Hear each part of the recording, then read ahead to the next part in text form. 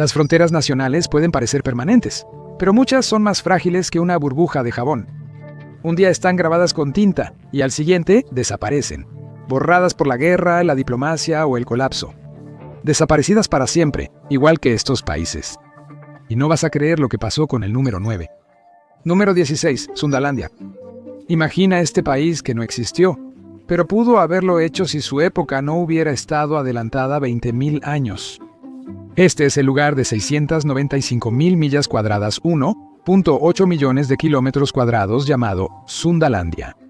Era una vasta masa de tierra que se extendía desde lo que ahora es el Golfo de Tailandia hasta Filipinas, incluyendo los países que conocemos como Malasia, Indonesia, Singapur y parte de Tailandia.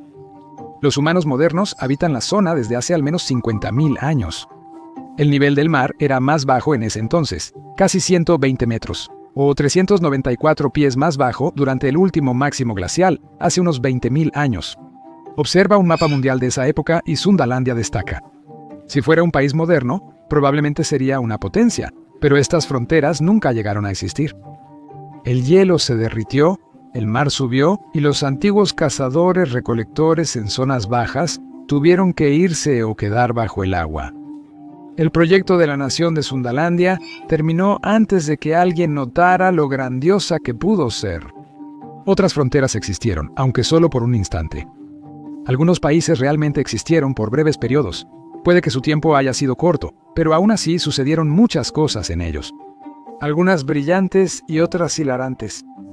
Intenta con el país que nació por la llegada masiva de inmigrantes estadounidenses a México. En serio.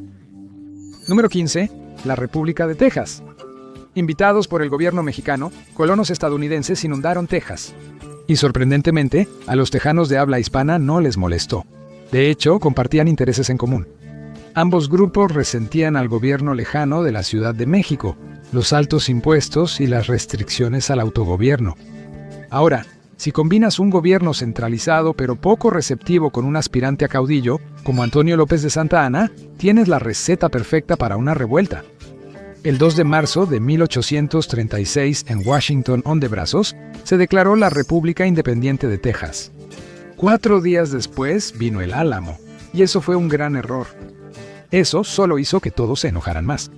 Los tejanos se vengaron en San Jacinto y capturaron a Santa Anna. Humillado, no tuvo más opción que firmar el Tratado de Verazco y reconocer la independencia de Texas. No todos los países, incluido Estados Unidos, se apresuraron a reconocer a Texas. Estados Unidos pospuso el reconocimiento por razones estratégicas y de celos, manteniendo sus opciones abiertas. Estados Unidos quería Texas. El 29 de diciembre de 1845, Texas fue admitido en la Unión como el estado número 28. La república duró 9 años, 11 meses y 17 días.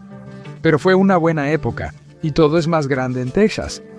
Otros países de corta existencia hicieron que la vida de la República de Texas pareciera extensa. Pero hay una sola excepción. La República de Texas tuvo como un gemelo en las regiones del sur de Brasil. 14. La vieja República de los Farrapos. La era de la Revolución, de mediados del siglo XVIII a mediados del XIX, llegó a Brasil en 1822. Los brasileños declararon su independencia de Portugal el 7 de septiembre. Cumplieron su sueño y fundaron su estado, incluso con el emperador Pedro I. Sin embargo, la victoria no frenó el espíritu revolucionario. Brasil fue un lugar de batallas entre un imperio y una república.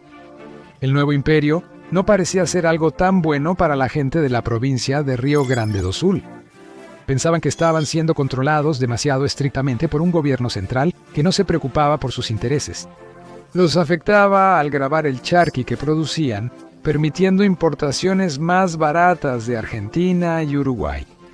Querían tener más voz en sus asuntos locales y estaban influenciados por los ideales republicanos que surgían en todo el mundo. La Guerra de los Farrapos inició el 20 de septiembre de 1835. El nombre proviene de la ropa con flecos de los gauchos, quienes proclamaron la República del Río Grande el 11 de septiembre de 1836. El nuevo país pronto tendría un aliado en su lucha por la independencia del malvado imperio. Pronto hablaremos de eso, ya que sus destinos estaban ligados. Por ahora, Todo lo que necesitas saber es que la República del Río Grande duró 8 años, 5 meses y 19 días, un poco menos que la República de Texas. Por ahora, vamos a hablar de otra pequeña república al otro lado del Pacífico, que también intentó enfrentarse al surgimiento de un imperio, una república con una base muy particular. Número 13. La República de Ezo. En 1853, Japón era retro, por decirlo menos, y no de la manera cool. Era una tierra congelada en el tiempo, aislada del mundo, atrapada en el siglo XVII bajo el gobierno de su shogunato Tokugawa. Ya sabes, el que inspiró ese programa exitoso de 2024. Después, los japoneses en la bahía de Tokio vieron grandes barcos negros armados aparecer en el horizonte. Estos visitantes del Pacífico hicieron una simple demanda bajo el mando del comodoro Mateo C. Perry. Abran Japón al comercio de Estados Unidos o si no. Naturalmente, Japón aceptó. Es difícil decir que no cuando tienes una flota de buques de guerra y una pared de cañones frente a ti. Pero Perry y su jefe, el casi olvidado presidente Millard Fillmore, causaron más de lo que esperaban. Su diplomacia de cañoneras desató una ola de modernización casi sin paralelo en la historia del mundo. Menos de 20 años después, Japón se transformó. El shogunato Tokugawa había desaparecido, salvo en un sitio que pronto no parecería un shogunato. En enero de 1869, las fuerzas remanentes del shogun huyeron a Hokkaido, que entonces se llamaba Ezo. El almirante Enomoto Takeaki asumió el mando y fundó la República de Izo, apoyado por los asesores militares franceses Jules Brunet y André Cazeneuve. La República de Ezo no tenía mucho tiempo de vida. La superioridad de las fuerzas del emperador Meiji era abrumadora. Solo duró 151 días, pero mira lo que logró en esos 5 meses. Este remanente del shogunato adoptó una constitución similar a la de Estados Unidos y celebró las primeras elecciones en Japón, con Takayaki como presidente. El derecho al voto estaba limitado a la clase samurái, pero bueno, ese tipo de cosas eran normales para la época. Puede que haya sido uno de los países más efímeros del mundo, pero la República de Ezo sentó un precedente para la forma en que Japón estructuraría su gobierno. La rebelión de Takeaki fue perdonada, y él se volvió una figura clave en el Japón moderno. Todo está bien si termina bien, al menos aquí. Pero si te diriges al este, hacia Norteamérica, encontrarás una historia diferente que es un poco menos seria. Número 12. La Gran República de la Evasión. Maneja 98 kilómetros, 61 millas, al noreste de Sacramento, y hallarás un pueblo con un nombre peculiar: Rough and Ready. Con 905 habitantes según el censo de 2020 antes, se llamaba la Gran República de Rough and Ready. Una década antes de la Guerra Civil, este pequeño lugar decidió sentar un precedente que la autoproclamada Confederación seguiría. Declaró su secesión de California y de los Estados Unidos. Por suerte, no era para proteger la esclavitud, solo querían resguardar su oro del recaudador de impuestos. Una placa en el centro del pueblo registra los detalles. En 1850 se impuso un nuevo impuesto minero, lo que desató una protesta masiva el 7 de abril. Supuestamente, un oficial llamado coronel E.F. Brundage entregó un manifiesto declarando la independencia del lugar. Fue elegido presidente conforme a su constitución, pero su gobierno solo duró 3 meses. Dirigir un país es más difícil que la minería, así que quizás el impuesto valía la pena. El 4 de julio, la Gran República de Rough and Ready se disolvió y se reincorporó a la Unión. Aún hoy, el 7 de abril, día de la secesión, es el mayor evento del pueblo. Si quieres decir que has estado en una fiesta inusual, esta conmemoración de uno de los países más efímeros del mundo podría ser para ti. Y ahora, de regreso a Brasil, hubo un país aún más efímero que surgió ahí. Número 11. La República Joven de los Farrapos. ¿Alguna vez has oído hablar de la libre e independiente República Catarinense? Ellos tuvieron menos éxito, y su república fue invadida y disuelta en menos de 3 meses. Solo duró del 29 de julio al 15 de noviembre de 1839, pero hay un detalle importante en esta historia. La República Catarinense terminó dejando un legado importante para el mundo, pero no tanto en cuanto a qué, como lo hicieron los últimos samuráis en Ezo. Este legado fue más sobre quién. Un italiano se ocultaba entre los farrapos en Santa Catarina tras ser condenado a muerte por participar en una revuelta en el actual Piamonte. Su nombre era Giuseppe Garibaldi, y la experiencia de combate que obtuvo aquí le ayudó a unificar Italia cuando regresó, Por eso lo llamaron el héroe de dos mundos. Quizá la Caterina moderna debería pedirle un favor a los italianos para regresarles el gesto. Bien, ¿y qué hay del destino de esa otra república de la que hablamos antes? Vamos a ello. La República Riograndense, más al sur, duró mucho más tiempo, pero al final fue un esfuerzo perdido. El imperio tomó la delantera y ambas partes firmaron el Tratado de Poncho Verde el 1 de marzo de 1845. La República de Río Grande fue disuelta, pero a todos los que participaron en ella se les concedió amnistía. Aunque al final, los farrapos terminaron riéndose al último. El imperio de Brasil ni siquiera llegó al final del siglo. Pedro II fue derrocado en un golpe de estado en 1889. El imperio que odiaban ahora es tan solo una curiosidad histórica, igual que sus incipientes repúblicas. El fin del imperio de Brasil fue un presagio temprano de lo que estaba por venir. El siglo XX marcó el fin de los imperios en todo el mundo, pero en Sudamérica los resultados no siempre fueron simples. Número 10. El primer y segundo Zanzíbar. El archipiélago de Zanzíbar, frente a Tanzania, es una ubicación estratégica. Esto lo volvió un objetivo de influencias externas, y la descolonización puede causar tiempos turbulentos. El sultanato de Zanzíbar técnicamente ya existía, pero básicamente estaba bajo el dominio británico como un protectorado. El 10 de diciembre de 1963, los británicos se fueron y prefirieron dejar el sultanato con Jamshid bin Abdullah. Y puedes adivinar lo que pasó después. Sin Gran Bretaña solo duró un mes más en el poder, hubo un golpe de estado y el sultán se fue. La República Popular de Zanzíbar fue declarada el 12 de enero de 1964, con Abid Karame como presidente al frente de un gobierno socialista. Pero él no era el único ahí. Karame no había liderado la revuelta real. Eso llegó de la mano de John Okello, un ugandés.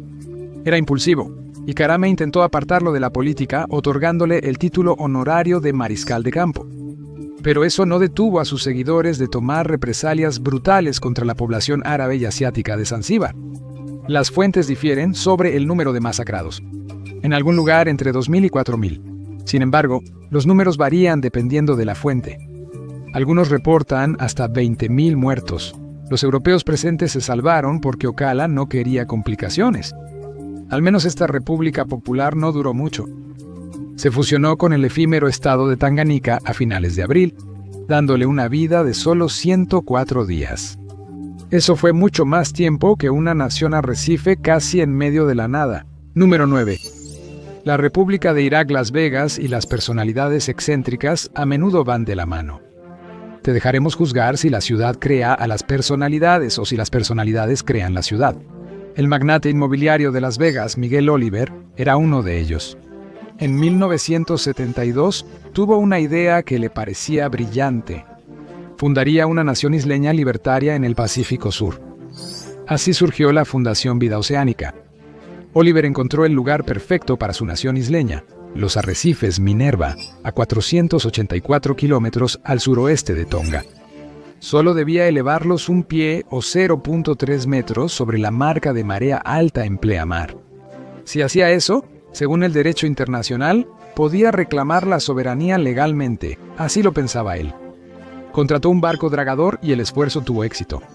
El 19 de enero de 1972 se declaró oficialmente la República de Minerva. Puede que no hubiera ciudades en este nuevo país, pero al menos había una bandera y playas. Incluso tenía su propio presidente, Morris Bot Davis, elegido en febrero. Entonces los tonganos reaccionaron. Su rey de 400 libras, 181 kilogramos, Taufa Ahau Tupo IV, envió una fuerza de 90 prisioneros trabajadores y una banda de 4 integrantes. ¿Es una invasión sin una?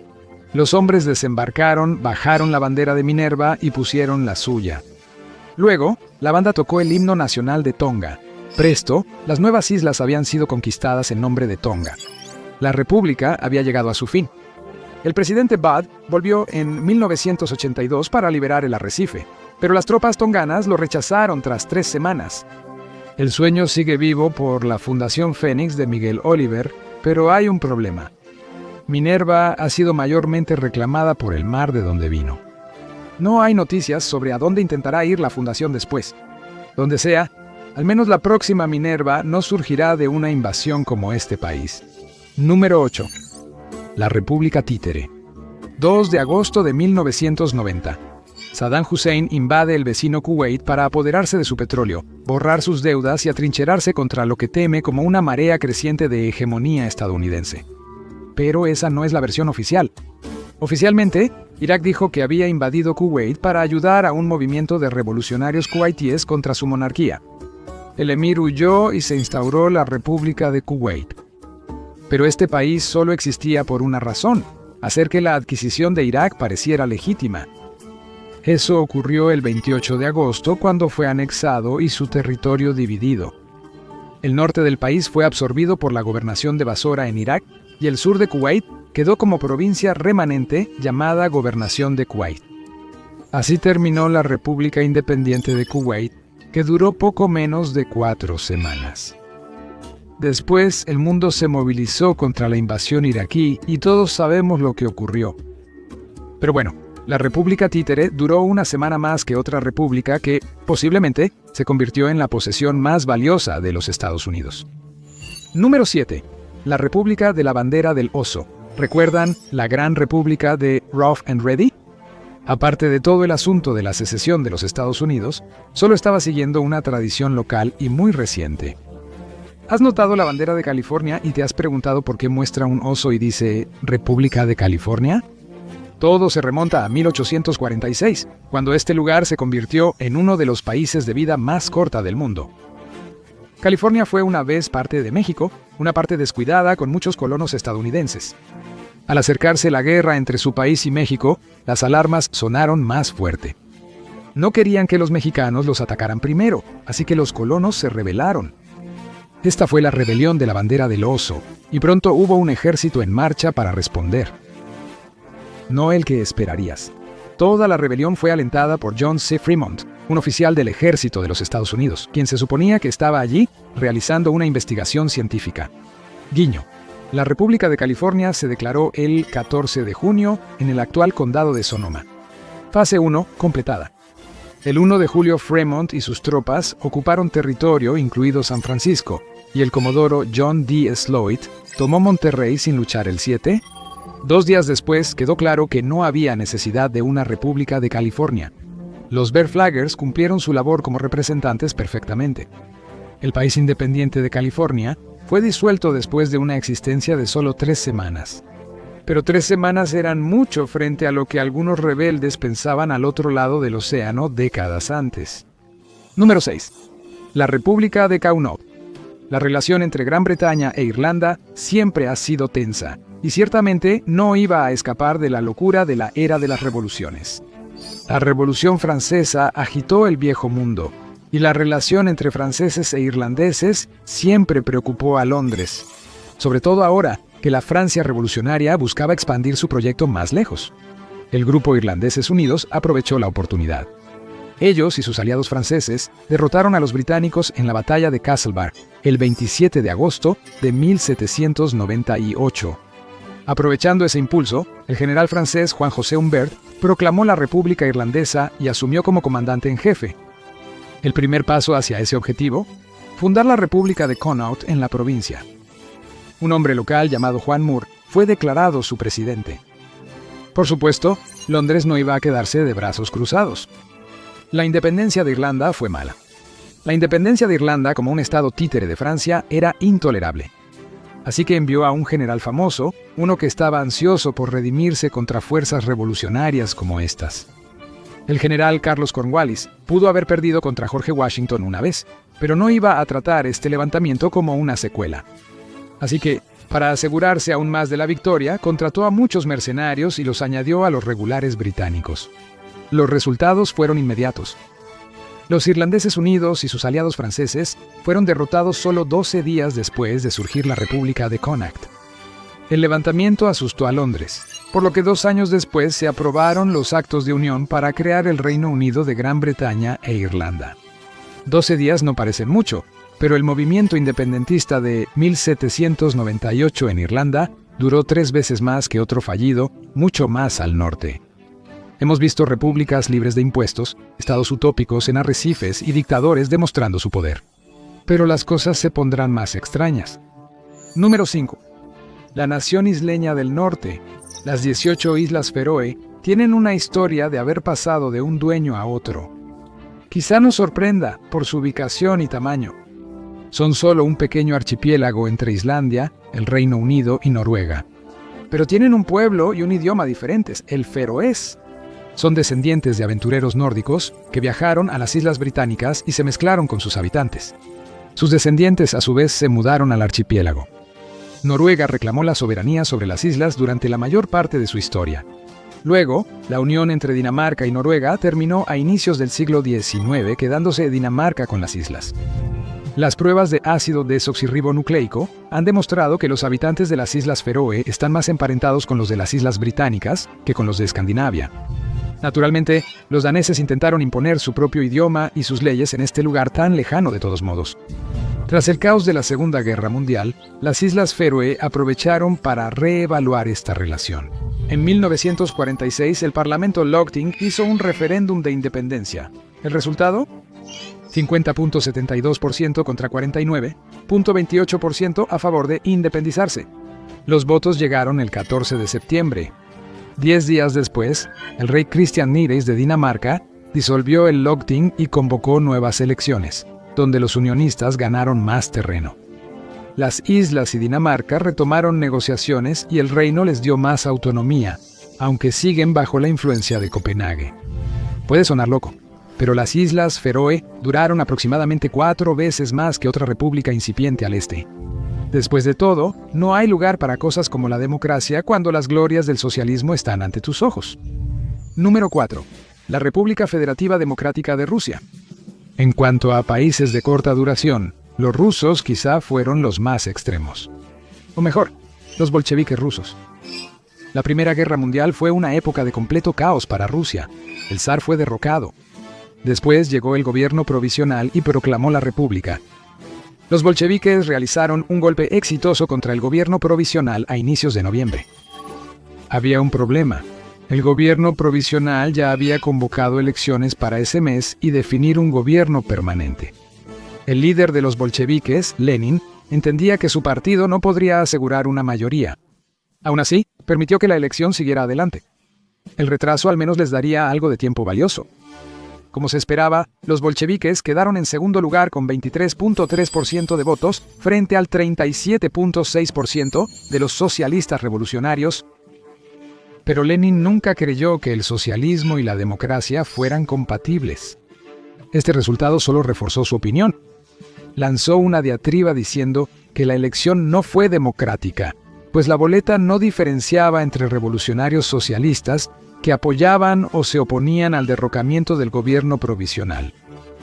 Luego redobló su postura, insistiendo en que los soviets que estaba formando representaban una forma superior de democracia. A diferencia de la Asamblea Constituyente, ellos sí representaban la voluntad de los trabajadores. Permitió que la Asamblea Constituyente elegida se reuniera. El 5 de enero de 1918 se declaró la República Federativa Democrática de Rusia y se levantó la sesión. El tema era muy moderado y burgués para Lenin. Solo los bolcheviques podían hacer las reformas necesarias, dijo él. Así que al día siguiente, las tropas de Lenin cerraron las puertas. La República Democrática Federativa de Rusia duró menos de un día en total, aunque la versión ficticia de esta tuvo un poco más de suerte. Duró hasta el 25 de enero, cuando se declaró la República Socialista Federativa Soviética de Rusia. Afortunadamente, ni eso ni la Unión Soviética llegaron al final del siglo, aunque la República Socialista Federativa Soviética de Rusia aún existe de alguna forma. Sus fronteras actuales son reconocidas como parte de la Federación Rusa. No importa cuánto tiempo haya durado un país, aún puede ser borrado del mapa con una velocidad asombrosa. Basta ver uno de los mayores paraísos del mundo como ejemplo. Número 3. El Reino de Hawái. La expansión territorial de Estados Unidos no siempre fue tan fácil como en Texas y California. Con el Pacífico bajo control, Estados Unidos miró al océano. Washington no podía esperar encontrar grandes cantidades de colonos estadounidenses comunes allí, como en Texas o California, así que la expansión territorial tendría que hacerse por medios que recuerdan a reuniones secretas en lugar de rebeliones románticas. Hawái sería un campo de pruebas perfecto. Había un reino próspero allí. A finales del siglo XVIII, el poderoso rey hawaiano Kamehameha Primero tenía un gran plan. Solo controlaba parte de la isla de Hawái, aunque sus ambiciones eran grandes. La llegada del capitán James Cook en 1778 alertó a los astutos locales. Si las islas seguían divididas, los intereses occidentales podrían explotarlas fácilmente. Así que Kamehameha lanzó su campaña de unificación. Para 1810 todas las islas estaban bajo su control. Pero solo tuvo éxito con armas y asesores occidentales, y eso era una señal de problemas por venir. Pero la amenaza de la intromisión extranjera en un país tan pequeño pero atractivo como este siempre iba a estar presente. Los intereses occidentales surgieron poco después de la creación del reino. Misioneros cristianos llegaron a principios del siglo XIX y se dictaron leyes contra lo que consideraban vicios como bailar hula. Los balleneros pronto siguieron a los misioneros. Hawái era excelente como base de suministros, como comida, combustible y agua.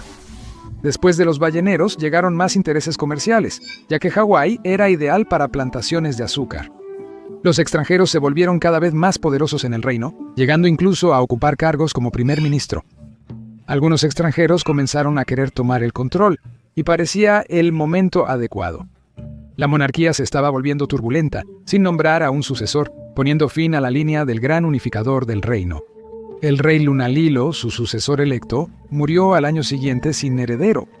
El rey David Kalakaua fue elegido, pero en 1877 su hermano y heredero William Pitt Leleohoku II también falleció. Así que Kalakaua nombró a su hermana Liliuokalani como su sucesora. La década de 1880 trajo más turbulencia. Kalakaua enfureció a Estados Unidos y Alemania al firmar un tratado con el rey samoano Malietoa Laupepa, a quien los alemanes buscaban derrocar apoyando rebeldes locales. Una flotilla alemana acabó rápido con el reinado de Malietoa Laupepa en Samoa, pero Berlín no lo olvidó. La monarquía hawaiana independiente resultaba más problemática de lo que valía. Kalakaua disolvió la legislatura en 1886 y no debía reunirse hasta 1888, aunque la Constitución exigía sesiones cada abril. Esto fue un error. La larga ausencia de la legislatura permitió que los extranjeros comenzaran a hacer sus movimientos para derrocar el reino. La primera reunión llena de humo fue el 30 de junio de 1887. Pronto enviaron a los fusileros de Honolulu. Este grupo debía servir al rey, pero eran extranjeros. También lo era el primer ministro en ese momento, Walter M. Gibson. Puede que haya sido estadounidense, pero era demasiado leal al rey, así que los rifles casi lo ahorcan. Los rifles llegaron hasta el rey y le entregaron una simple exigencia. Acepta una nueva constitución o si no. Kalakaua prefirió la nueva constitución a lo que podría pasar, así que puso su firma en el documento. Más tarde se le llamó la Constitución de la Bayoneta. Ese nombre suena mal, pero también había cosas en ella que podrían sonar bien según nuestros estándares. A la monarquía se le retiró el poder político y quedó similar a la británica. Pero los derechos de voto estaban restringidos sobre todo a hombres blancos propietarios. Básicamente, ambas cosas eran convenientes para los intereses extranjeros. Unos años después, Kalakaua murió y su hermana, la reina Liliuokalani, tomó el trono como él deseaba. Pero pronto enfrentó el segundo cuarto lleno de humo. Se formó un club de anexión en 1892. La sociedad secreta siempre buscó unirse a Estados Unidos y estaba dispuesta a actuar contra la reina si era necesario. Cuando anunció su intención de crear una nueva constitución, el Club de Anexión formó un comité de seguridad y la derrocó el 17 de enero de 1893. Fue útil que 162 marineros y marines estadounidenses llegaran a Hawái el día anterior. El país quedó en un limbo por años porque el presidente Cleveland desaprobó los métodos usados, pero la República de Hawái existió menos tiempo que la de Texas. La contrarrevolución a favor de la reina fracasó y la victoria en la guerra hispano-estadounidense animó a Estados Unidos a retomar las anexiones. Hawái pasó oficialmente a control estadounidense el 12 de agosto de 1898. El antiguo reino fue el estado número 50 de Estados Unidos en 1959. El gobierno de Estados Unidos se disculpó oficialmente en 1993, pero no planeaba devolverlo. Solo Pearl Harbor es muy valioso. En cuanto a la caída de naciones, el reino de Hawái cayó de manera relativamente tranquila y con un mínimo de derramamiento de sangre. Esas dos cosas normalmente no van juntas en Europa, incluso cuando se supone que es en tiempos de paz y prosperidad. En este caso, nada estaba planeado. Simplemente sucedió porque tenía que suceder, con resultados desastrosos. Número 2. El proyecto que siempre estuvo condenado. La Comunidad de Inteligencia de Estados Unidos emitió una oscura predicción el 18 de octubre de 1990. Yugoslavia dejará de funcionar como un Estado federal dentro de un año y probablemente se disolverá en 2. Un conflicto intercomunal serio acompañará la desintegración y continuará después. La violencia será intratable y amarga. Eso fue justo lo que pasó, ya que Yugoslavia nunca tuvo mucho sentido como país desde el inicio. Mientras los aliados victoriosos en la Primera Guerra Mundial proclamaban el derecho de autodeterminación para todas las nacionalidades, crearon un estado similar al viejo imperio austrohúngaro que derrotaron. Los antiguos territorios balcánicos del imperio se fusionaron con los de su antiguo enemigo, el Reino de Serbia. El resultado fue una unión de serbios, croatas, bosnios, eslovenos, albaneses, macedonios y otros. La nación existió poco antes de la llegada de los nazis. Los enemigos comunes usualmente ayudaban a unificar a la gente, especialmente aquellos que proclamaban su propia superioridad étnica a expensas de todos los demás. Los partisanos liderados por Josip Broz Tito pusieron fin a la ocupación nazi y rápidamente tomaron el control de Yugoslavia, guiándola por un rumbo distinto. Era comunista, pero mantuvo a Yugoslavia fuera del Pacto de Varsovia. Esto llevó a una de las notas más curiosas de la Guerra Fría. Estados Unidos intentó hacer todo lo posible para mantener unido a este país comunista. Pero incluso los dictadores supuestamente benevolentes no son inmortales. Tito murió en 1980, y sin su fuerza de personalidad para mantener a la nación unida, las fuerzas políticas y étnicas quedaron libres para actuar y derribarla. Había una disposición constitucional en 1974. Después de la muerte de Tito, se transfirió el poder de Belgrado a las provincias, con una presidencia colectiva de 8 representantes provinciales. La medida ayudó a satisfacer a las diferentes nacionalidades, pero también hizo que el gobierno federal fuera poco más que una figura decorativa. Si eliminas al posible enemigo común, la Unión Soviética, el país casi no tiene motivos para existir. El fin de la Guerra Fría debilitó la economía yugoslava y dejó lista la casa de naipes para colapsar. El presidente de Serbia, Slobodan Milošević, actuó cuando Eslovenia y Croacia declararon su independencia el 25 de junio de 1991. El ejército popular yugoslavo estaba dominado por serbios, y Milošević utilizó este instrumento de manera brutal. Eslovenia solo fue invadida durante 10 días, y Macedonia del Norte también escapó de lo peor cuando declaró su independencia ese septiembre, aunque vio una insurgencia en 2001.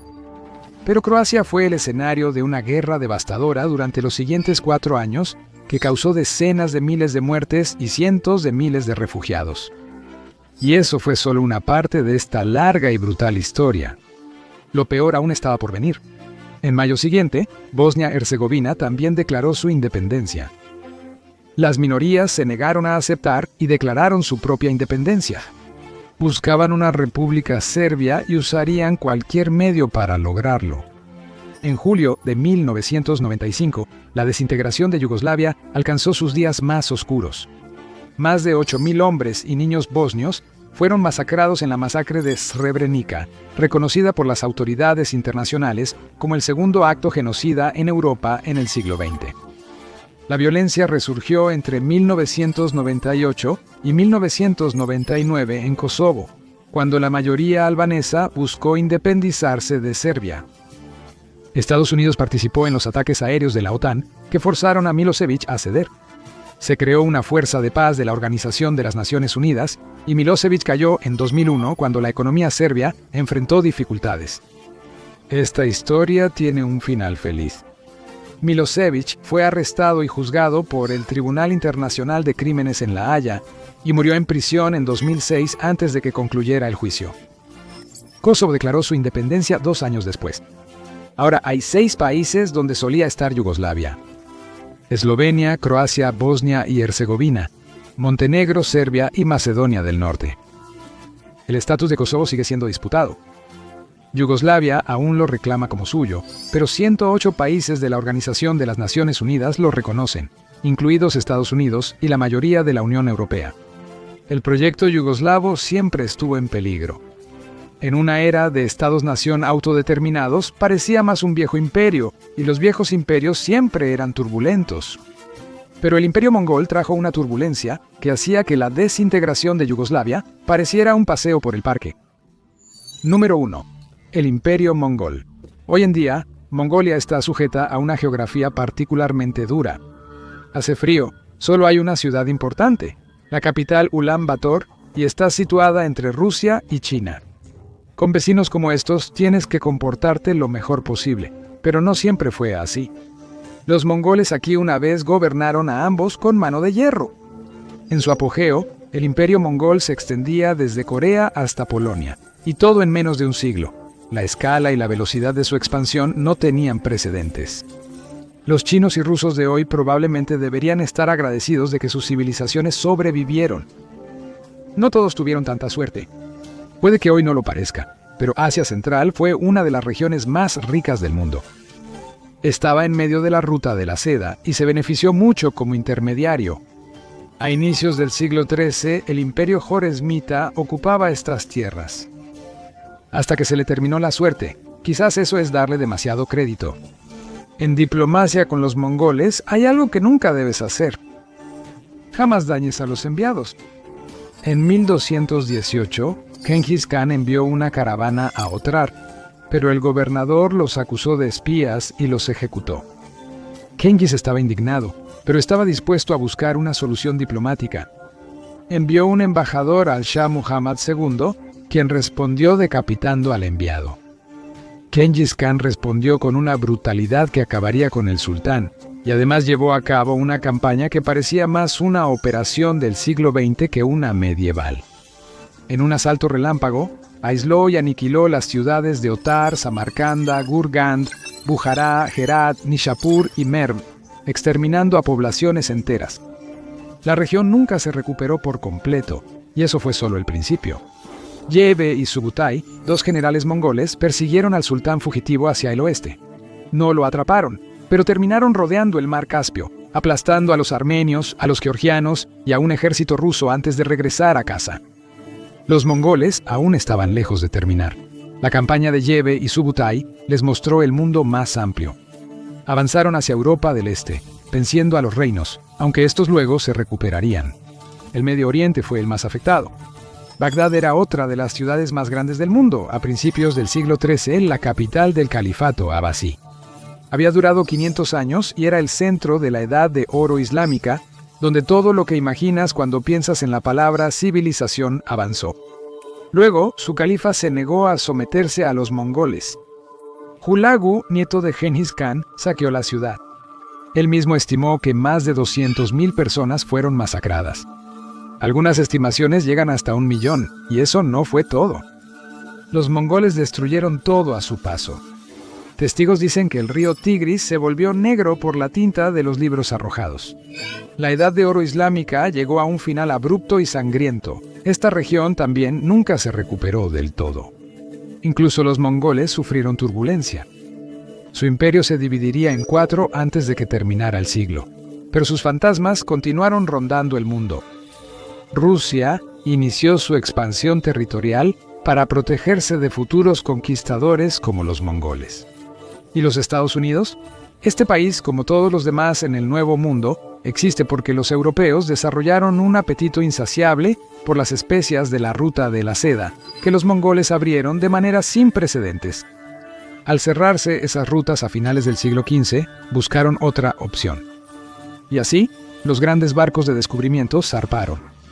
Gracias por acompañarme hoy. Espero que hayas disfrutado el video y si quieres ver más videos como este, por favor considera suscribirte y activa las notificaciones.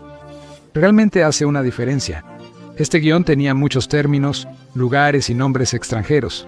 Y si tienes guías de pronunciación para palabras que no pude encontrar, por favor déjalas en los comentarios abajo. Me encantaría verlas y aprender más sobre cómo decir las cosas correctamente.